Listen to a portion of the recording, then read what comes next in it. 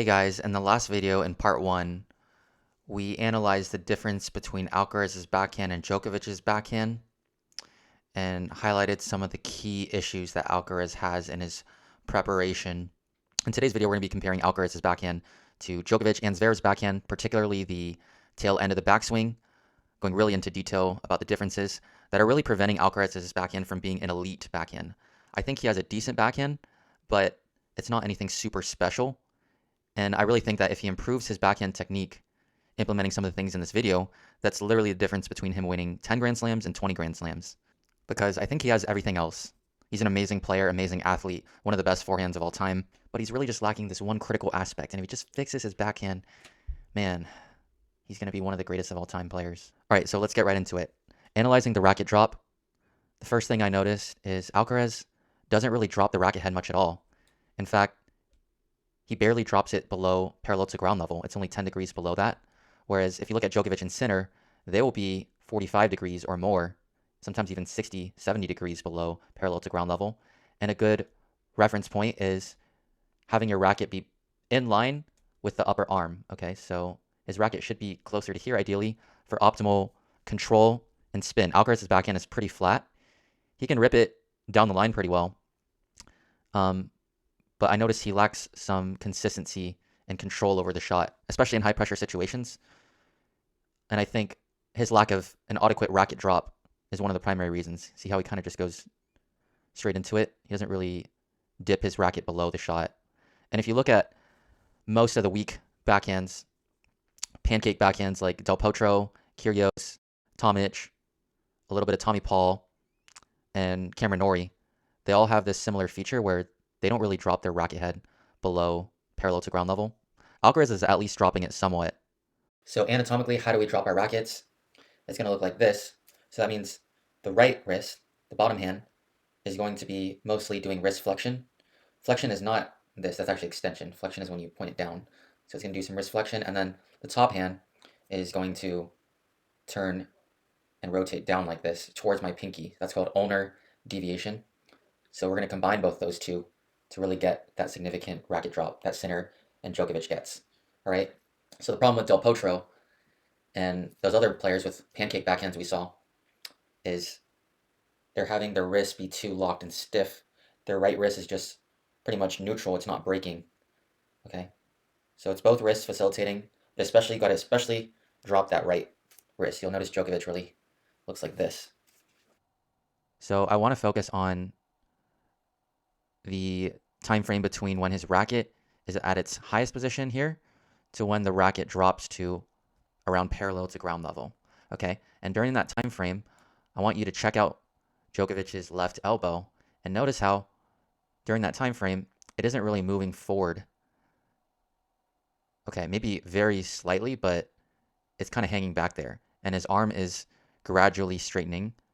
Okay, it only gets fully straight at this point when his racket is reaching parallel to ground level. Let's check out Zverev now.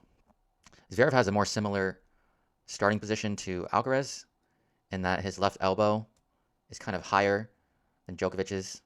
And again, notice from this position, from fully loaded till when his racket is parallel to ground level, so here, look at his left elbow. Does it really move forward? Is it moving forward towards the net up until this point, or is he just dropping his racket behind him? Now, let's check out Alcaraz. Okay, so now we're going to look at Alcaraz in the same position. Here's when he's maximally fully coiled and loaded, and we're going to go to when his racket reaches ground level, so here. And I want you to notice the difference between Alcaraz and Djokovic and Zverev's left elbow. Notice the difference. Notice how Alcaraz's left elbow is drifting forward already before it's reached parallel to ground level. So let's watch. His elbow started here, right? His elbow started here, and then it's already drifted forward by quite a few inches. You see that? He's also straightening out his arm earlier than Zverev and Djokovic, because we saw that Zverev and Djokovic straightened their arms out when the racket was around parallel to ground level. But we can see that Alcaraz starts with his left elbow bent. But notice how at this position, he's already straightened his left elbow. So even before his racket has reached that horizontal position, he has already locked out. And the significance of that is what's causing some of his backhand issues. Yeah, so you really don't want to lock out your elbow too soon. I believe if you lock out your elbow too soon, then that's like the equivalent of shooting a basketball and just straightening out your arm way too early. You know, there's a time where it needs to be bent and a time to straighten it. And if you lock out your elbow too soon, then you're missing out on potential power. So I want to break down what Alcaraz is doing. He's starting here, and then we saw in the slow motion clips that before his racket has dropped to the point where his racket is parallel to ground level like this, he has already started straightening and pulling his left elbow forward. And I believe the two are hand in hand. This is the key realization I had, right? What Alcaraz is doing really is he is externally rotating his left arm. External rotation is where if I keep my elbow fixed, right, and I move my left hand out to the side like this, that's external rotation. This is internal, external. So here, if I go like this, notice how when I externally rotate, my elbow comes in towards my body, right? It comes in, it starts to go forward this way. So that's what Alcaraz is doing, like this. If we look at Djokovic and Zverev, though, we saw that from the maximally loaded position, around here, as they're going down, their elbow doesn't move forward like this. It gradually straightens, whereas Alcaraz was pretty much straightening before his racket even got to this position. So it gradually straightens, but their elbow isn't really moving forward. It's not doing this thing, right? So it's going like this, and it's only once the racket reaches around parallel to ground level that the elbow starts coming forward, okay? The reason why this is so important is because if I'm externally rotating like this and straightening my arm and pulling the racket head forward using that means I'm using my own muscle power to bring the racket forward, as opposed to what Djokovic and Zverev are doing is by just simply dropping the racket head like this, they're just using the power of gravity. So they're getting to use extra power from gravity, and then they go forward. Whereas Alcaraz, he's not getting that extra benefit of gravity helping him when the racket just drops on its own.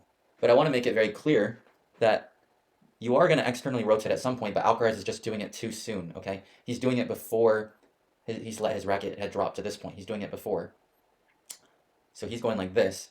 Djokovic and Zverev, they do externally rotate. Now, when do they do that? Only after the racket head has dropped somewhat, which is till around this point, as I was saying, when the racket head is parallel to ground level. Only after that point do they externally rotate. So what do I mean by externally rotate? Again, that means you do this motion where your elbow comes in a little bit and your hand goes out towards the side. But again, you have to let your racket drop first. And now that my racket head is dropped till it's parallel to ground level and my left arm is straight, now we can externally rotate. And how do I know that they're externally rotating? I know that because, well, if I'm internally rotated like this, right? Here I'm internally rotated.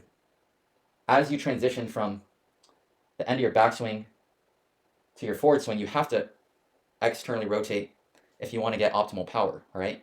And I know that Djokovic and Zverev are externally rotating because that's how they're getting racket lag, right? Because if I'm internally rotated like this is internal rotation, right? Where my hand is towards my body center. Notice how I'm internally rotated right now and I can't really lag my racket back, right? But if I externally rotate, look how much more racket lag I can get. So if you look at guys like Sinner, who really get their racket tip behind them, that's because they're doing a ton of left arm external rotation. You see that? If I internally rotate, again, like this, then look, I'm already at my max. I can't lag back any further than this. Whereas if I externally rotate, I can go back way further. So Djokovic and Zverev are externally rotating, okay? They're just not doing it so soon. They're not doing it from up here, like Alcaraz is doing. Now imagine on the forehand, what Alcaraz is doing on the backhand would be the equivalent of, on the forehand, from this position, bringing my elbow forward and straightening it before my racket head has started to drop, all right? So we want to let the racket head drop and use some of that gravity power before starting to externally rotate, right? This is external rotation, right? We don't want to, from here, start externally rotating too soon because then we haven't used the momentum from gravity, right? So it's a similar thing on the backhand.